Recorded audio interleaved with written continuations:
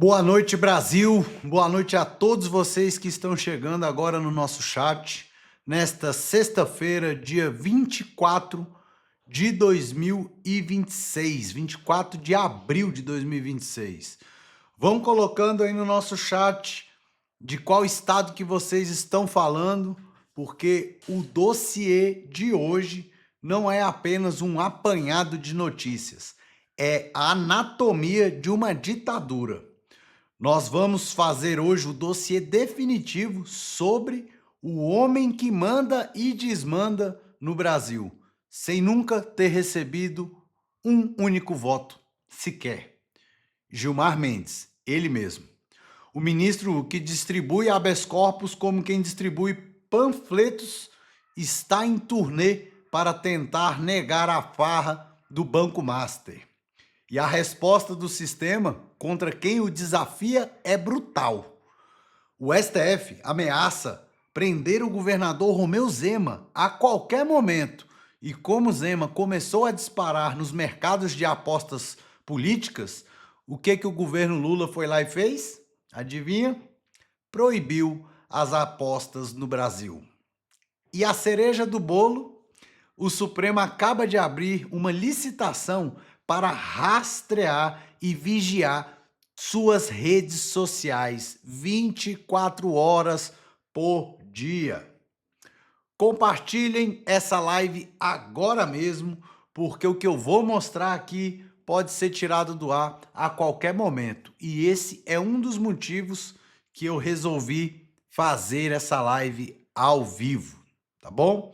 Então, enquanto isso, coloco aqui para vocês na tela, meus amigos. Já vai aí, curta, comenta, compartilha. Eu vou abrindo aqui. Opa, não pausei. Beleza. Cadê aqui? Salvos. E nós vamos começar hoje a todo vapor, meus amigos. A todo vapor. Olha só esse vídeo que eu vou trazer aqui para vocês. Que pancada que eles deram. Brasil Diários, cadê? Opa, deixa eu compartilhar a tela com vocês aqui, que vocês não estão assistindo. Olha só esse vídeo. O homem mais poderoso não possui votos e não pode ser demitido. Sem mandato eletivo, Gilmar Mendes governa através de seus julgamentos há mais de 2 décadas no Supremo. Nomeado por FHC, foi próximo de Temer, pragmático com Bolsonaro e elogiado por Lula. Ele se tornou uma engrenagem central em todo o sistema político. Longe dos tribunais, Gilmar consolidou um verdadeiro império. Herdeiro de uma linhagem de coronéis e presidentes de tribunal no Mato Grosso, ele expandiu o poder da família. O IDP, fundado em 1998, saltou de um modesto cursinho para um conglomerado milionário gerido por seus filhos. Esse ecossistema se completa com o Fórum de Lisboa, o Gilmarpalusa, que, financiado por empresas com causas bilionárias no STF, como o Banco Master, tornou-se o principal evento da elite brasileira. Na prática, Gilmar domina as engrenagens da corte, decide monocraticamente, paralisa julgamentos com pedidos de vista estratégicos e dita o ritmo do que e quando será julgado. Gilmar Mendes é o resultado de uma Constituição que deu poderes vastos ao Supremo com pouca fiscalização. Como ministro até 2030, ele permanece como o homem que decide quem governa, quem é preso e quem é solto, sem precisar prestar contas a ninguém. No Brasil, o homem mais poderoso não possui votos e não pode ser demitido. Então, é assim que começa esse nosso dossiê de hoje. Vai pegar fogo. E olha, eu separei as notícias para vocês e também a contraprova, a verificação. Eu vou mostrar para vocês aqui como que eu também faço verificação sobre as notícias, tá? Então, agora vamos aqui que eu quero mostrar antes de comentar isso aí, que tudo isso aí até agora, acho que quase todo mundo já sabe. O que as pessoas não sabem é como poder lutar e mitigar esse superpoder que ele está, o inconstitucionável, né, que eu digo. Então, olha aqui o Circuito Aberto News. Esse vídeo está viralizando, tá? Que eu mostrei para vocês agora. Circuito Aberto News. Tudo isso tem um preço, não para Gilmar, para o país. O que acontece com a democracia quando atores econômicos percebem que é mais eficiente investir na relação com o ministro do Supremo do que no Congresso? Eles param de fazer lobby legislativo e passam a fazer lobby judicial. A política se desloca do parlamento para o gabinete, e o parlamento esvaziado perde relevância. O que acontece com a segurança jurídica quando uma decisão bilionária depende da caneta de um único homem, que pode travar o julgamento e devolver quando quiser? Empresas param de calcular risco jurídico e passam a calcular risco relacional. O que importa não é o que diz a lei, é quem você conhece no tribunal. O que acontece com a confiança pública quando conflitos de interesse deixam de gerar escândalo e viram rotina? As pessoas param de se indignar. Esse é o estrago mais profundo. Não são as decisões individuais. É a erosão silenciosa da ideia de que a justiça é imparcial. Quando um país inteiro aceita que o julgador janta com o julgado, que o tribunal é financiado por quem ele julga, que o investigador é punido e o investigado é promovido, algo se quebra na estrutura da República que é muito difícil de reconstruir. Gilmar Mendes não vai se aposentar antes de dezembro de 2030. Ou seja, ainda terá alguns anos de poder como decano, com decisões monocráticas, com uma rede que nenhum outro membro do judiciário possui. Até aqui, ele sobreviveu a 6 presidentes da República, às acusações mais graves que um magistrado pode enfrentar, aos insultos mais pesados que um colega de tribunal pode proferir, e a cada crise conseguiu se adaptar. Eu, como sabem, adoro ser desafiado. Lá no meu Mato Grosso, as pessoas dizem: não me convide para dançar, porque eu posso aceitar. Adoro ser desafiado. Me divirto com isso. Gilmar não é uma anomalia. Ele é o resultado de um sistema que foi desenhado para isso. A verdade é que a Constituição de 88 deu poder demais ao Supremo e fiscalização de menos. Gilmar só levou isso às últimas consequências. Construiu uma faculdade que é a antessala do poder, um fórum que é o maior evento de lobby judicial do planeta, uma teia familiar que conecta gabinete, escritório de advocacia e agronegócio. E quando tentam investigar, os investigadores são punidos. Quando tentam empichar, os pedidos são ignorados. Quando tentam mudar as regras, ele muda primeiro. Por isso, o homem mais poderoso do país não é o presidente, deputado ou senador. Ele não governa, ele julga. E ao julgar, decide quem governa, quem é preso, quem é solto, quem avança e quem cai. No vídeo sobre a JBS, eu disse que aquela era uma história sobre corrupção que deu certo. Essa é uma história sobre poder que deu certo. Poder construído tijolo por tijolo. Uma fazenda no Mato Grosso, um doutorado na Alemanha, um cargo na AGU, uma cadeira vitalícia na nossa mais alta corte, um conglomerado educacional, um fórum de lobby em Lisboa, uma esposa no escritório certo, um filho no lugar certo. Nenhum presidente brasileiro conseguiu isso. Nenhum senador. Nenhum empresário. Porque todos eles, em algum momento, podem cair. Em Diamantino, o avô era prefeito. O pai era prefeito, o irmão virou prefeito. Em Brasília, Gilmar é outra coisa. Ele é o sistema. Esse é o homem mais poderoso do Brasil. E ele não precisa prestar satisfação para ninguém. Tudo isso tem um preço. Não para Gilmar, para o país. O que acontece com a democracia quando atores econômicos percebem que é mais eficiente investir na relação com o ministro do Supremo do que no Congresso? Eu falo isso, tem anos que eu falo isso. Quem manda nesse Brasil é Gilmar Mendes. E eu vou falar abertamente que aqui é sem amarras e sem rodeios. Pessoal, esse vídeo tá em vários perfis, mas um deles é do Oséias Varão, tá? Quem quiser verificar, tá lá. O outro que eu passei para vocês tá aqui no... Vou colocar aqui de novo só para mostrar para vocês, tá? Brasil Diário Vídeos, que eu não me recordo se eu mostrei. Então, tô mostrando a fonte, que não é eu que estou falando, tá aí, tá? Já estão aí, os vídeos estão viralizando. E eu falei, vou ter que trazer isso para você aí do outro lado da telinha também ficar sabendo qual que é o grande problema do Brasil. E olha, não para por aí, tá? Veja bem que além disso, o que isso tudo gera? A insegurança jurídica, que é onde hoje nós estamos no maior descrédito perante o mundo. Temos o segundo pior tribunal do mundo, judiciário, a confiabilidade do mundo no judiciário, só perdemos ainda para o da Venezuela. Pode ser que da última vez que eu olhei para cá já tenha passado, né? Ainda mais depois desses escândalos e escândalos. E agora, veja aqui a questão dos... Isso aqui vai dar o que falar, ó. Habeas corpus no STF. E aqui eu só estou replicando a notícia que está lá no portal CN Brasil.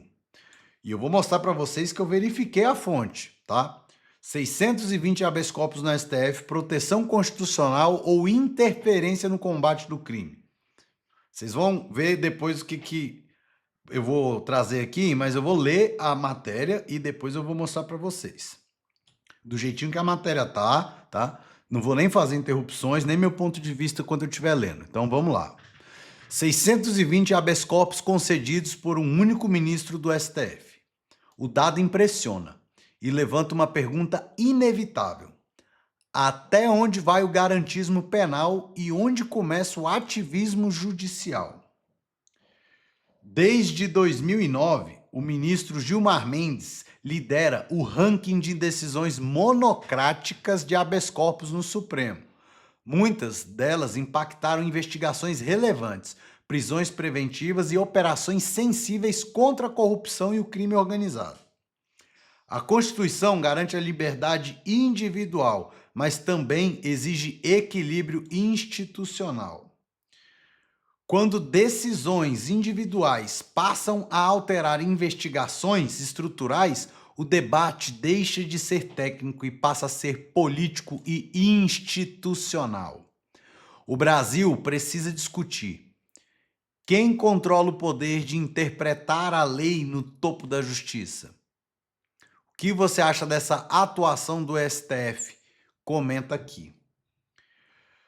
Bom, então vamos lá. Agora vou trazer para o bastidor, para vocês entenderem como que eu cheguei e como que eu analiso.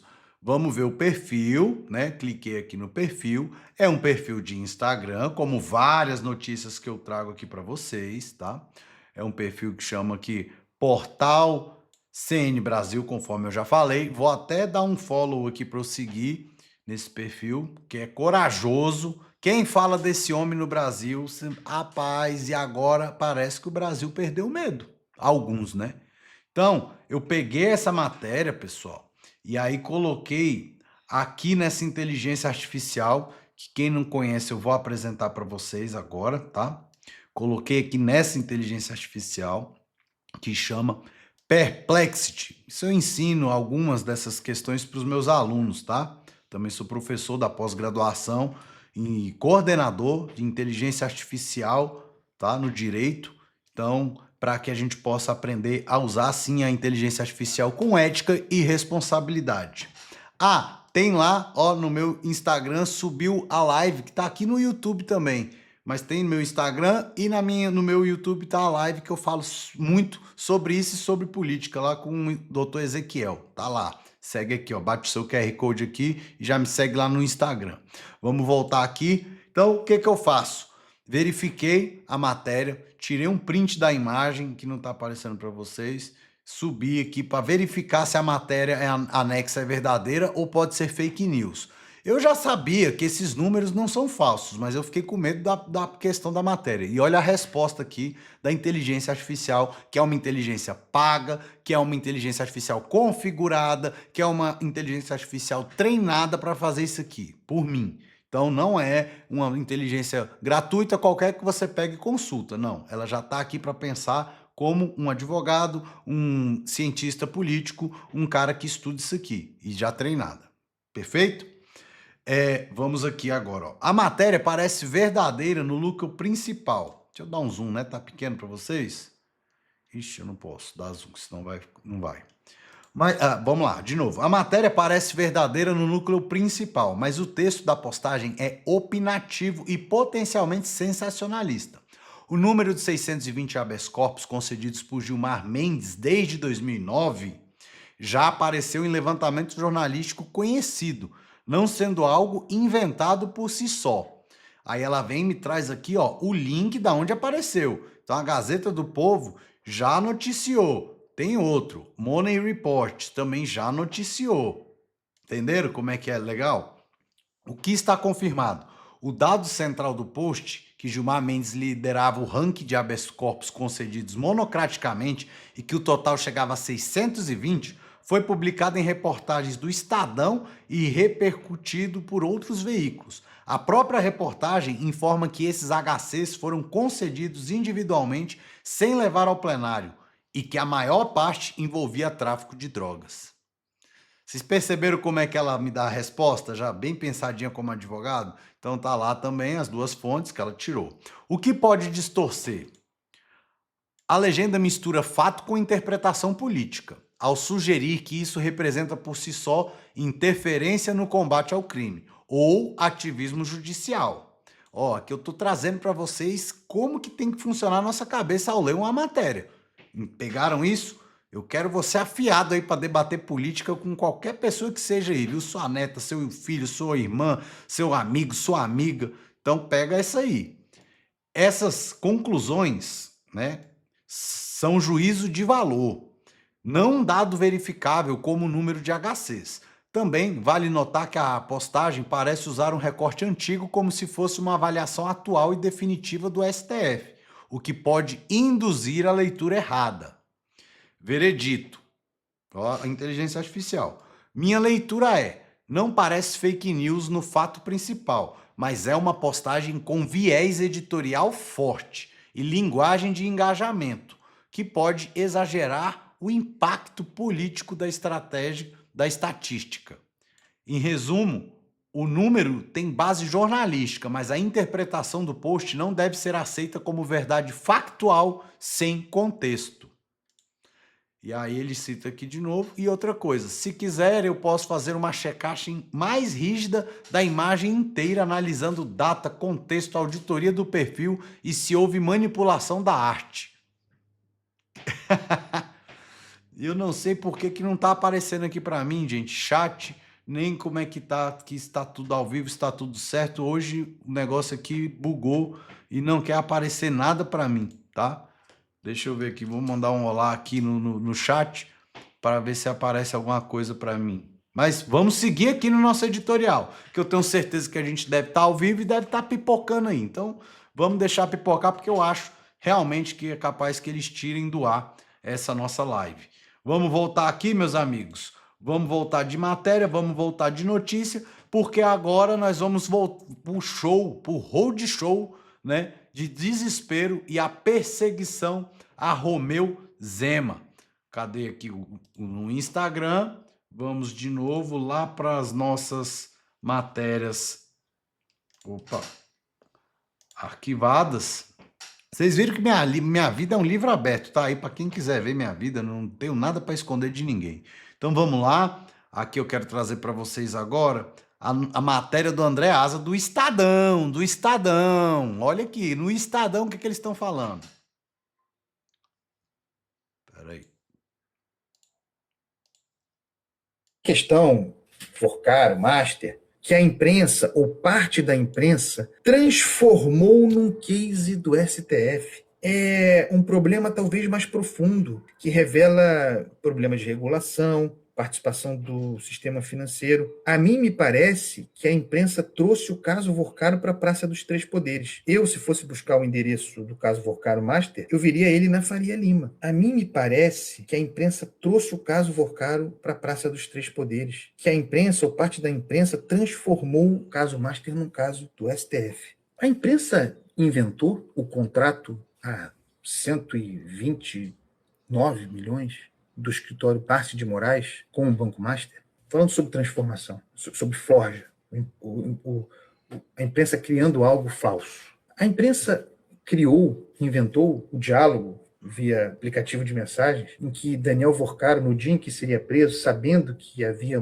mandado contra si, a mensagem que pergunta para Alexandre de Moraes sobre se o ministro conseguira bloquear alguma coisa. Nós inventamos isso. Nós inventamos as viagens inexplicadas em jatinhos ligados a Forcaro. Nós inventamos a sociedade entre Dias Toffoli via Maridet no Hotel Tayayá Não. e empresas da rede Vorkárica? Nós inventamos que, mesmo havendo essa relação de Dias Toffoli com a rede Vorkárica, que Dias Toffoli tenha se mantido relator do caso Master por tantos meses e tomando providências a respeito. Nós inventamos isso. Nós inventamos o Clube do Whisky de Vorkaro, em Londres, a 3 milhões, à mesa sentados ministros do Supremo, Dias Toffoli e Alexandre de Moraes, entre eles, Procurador-Geral da República, Diretor-Geral da Polícia. Isso são invenções da imprensa? Não. Até onde eu vejo na imprensa, com todos os problemas que a atividade jornalística tem, merecedora de fiscalização e crítica, eu vejo a imprensa, e a pluralidade de vozes, eu vejo a imprensa, como conjunto, tratando de tudo relativamente ao caso Master, e querendo a investigação de tudo. Mas por que alguns querem que o caso Master fique restrito à matéria financeira? A prosperidade do Master na Faria Lima, a negligência para com o crescimento do Master na Faria Lima, os negócios com o Master na Faria Lima, eles teriam ocorrido com tanta largueza e segurança sem que antes o Master estivesse presente e Vorkaro estivesse presente na Praça dos Três Poderes? Pegou? Qual é a criação aí? Porque fica parecendo, nessa construção, que as investigações do caso Master, as apurações jornalísticas, são forjas, criações, portanto, fraudes, golpistas, para enfraquecer o Supremo, usando o caso Master para enfraquecer o Supremo Tribunal Federal. E esse discurso prospera por aí. Mas esse discurso é fraudulento. Tudo tem de ser investigado. Também, e considerando a importância de um ministro do Supremo, também as relações de ministros do Supremo com o caso Master. Muito ou mais fácil investigar as relações outras do caso Master. As investigações outras sobre o caso Master, inclusive a matéria financeira, a partir do Banco Regional de Brasília, Rio Previdência, tem um monte de gente já presa, organizando delação. Onde não se consegue investigar? Onde a coisa está interditada? Por onde não se prospera no caso Master? E veja se não é, quando chega à Praça dos Três Poderes, fundamentalmente quando a investigação se acerca de ministros do Supremo. Vocês entenderam agora por que esse desespero todo do Gilmar Mendes? Vocês entenderam agora por que o Gilmar Mendes está desesperado? É justamente por causa disso, meus amigos. Não tem condição nenhuma das coisas continuarem desse jeito. E ó, a última matéria é sobre a questão do monitoramento aí das redes sociais. E agora, olha aqui o que eu vou trazer para vocês. É de arrepiar mesmo, porque é só ir contra os inconstitucionáveis, que olha aqui, ó, tem uma breaking news que estão dizendo que é bastidor, isso aqui é fofoca, pessoal, isso é boato, não tem nada confirmado, mas olha só, urgente, tensão máxima, STF pode prender Zema a qualquer momento e crise entre poderes explode. Isso é um Instagram também, que eu não tenho confirmação, mas olha aqui o que ele traz, ó. A crise entre o governador de Minas Gerais e Romeu Zema e o Supremo Tribunal Federal atingiu um nível crítico e já é tratada nos bastidores de Brasília, ou seja, fofoca, como uma das mais graves tensões institucionais recentes. Tem até de português. Ele pode ser preso a qualquer momento, segundo os bastidores daqui de Brasília. Interlocutores da corte indicam que ministros discutem possíveis respostas mais duras às declarações do governador. Entre os cenários analisados estão medidas judiciais severas, caso se entenda que houve extrapolação dos limites legais nas críticas feitas ao Supremo. A possibilidade de ações extremas, ainda que não confirmadas oficialmente, tá aí, elevou a temperatura política e provocou a reação imediata de aliados de Zema, que falam em risco de liberdade de expressão e classificam qualquer medida mais rígida como um precedente perigoso. Do outro lado, integrantes do STF avaliam que ataques reiterados à instituição não podem ser ignorados, sob o argumento de proteção à ordem constitucional e à estabilidade democrática. E especialistas em direito constitucional destacam que qualquer decisão dessa magnitude exigiria base jurídica sólida e provas concretas de crime, o que torna o cenário ainda mais delicado e imprevisível. O episódio amplia o clima de polarização e coloca em xeque os limites entre crítica política e responsabilização legal nos bastidores. A avaliação é de que o Brasil pode estar diante de um novo capítulo de confronto direto entre poderes, meus amigos. Olha, sinceramente falando aqui para vocês, se isso fosse ano passado que o Romeu Zema estivesse fazendo essas declarações, ele já estaria preso, na minha opinião. E aí já teria tido uma ligação do Gilmar para o Alexandre de Moraes, e o Alexandre de Moraes ia mandar prender, e até sem pedido de Gilmar, para fazer tudo combinado. Eu acho, é opinião, é apenas uma mera opinião, tá? De um cidadão aqui. Então eu acho mesmo, tá? E aí, olha que engraçado, o que aconteceu. Com essa questão toda, olha o que o Novo publicou, lá no Novo Minas Gerais.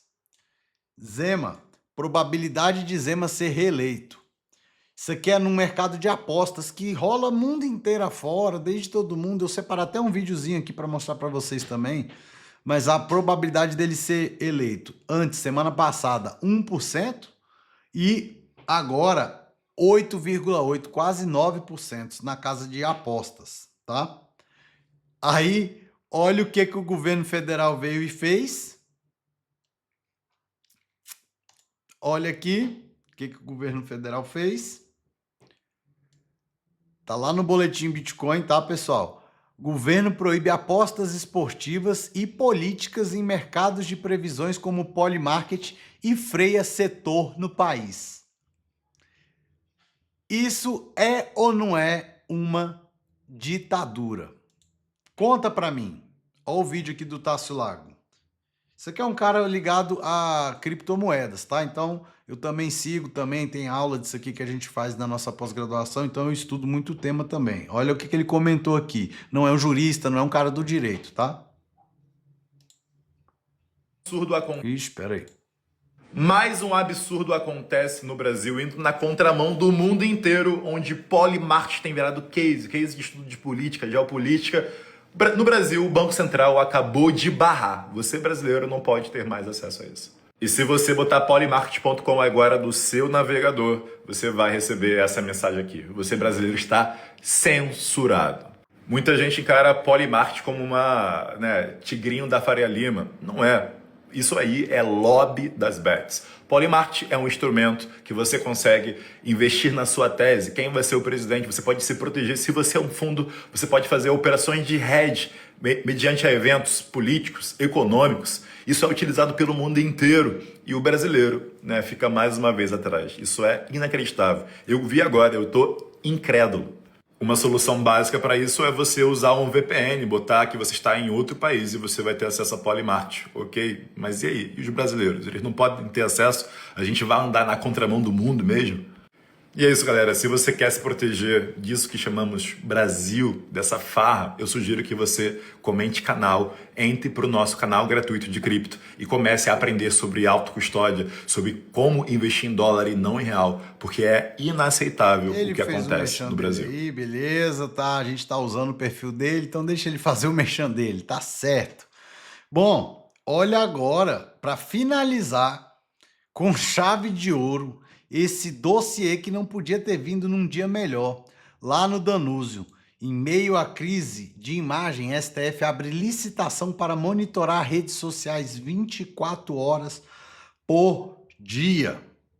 Então, o Supremo Tribunal Federal abriu uma licitação para contratar uma empresa especializada no monitoramento... Ixi, vocês não estão lendo, peraí. No monitoramento e análise da presença digital da corte nas redes sociais. O serviço prevê acompanhamento 24 horas por dia de menções ao STF e seus ministros em plataformas como Facebook, X, YouTube, Instagram, TikTok, LinkedIn, além de blogs e outros sites. Meu Deus.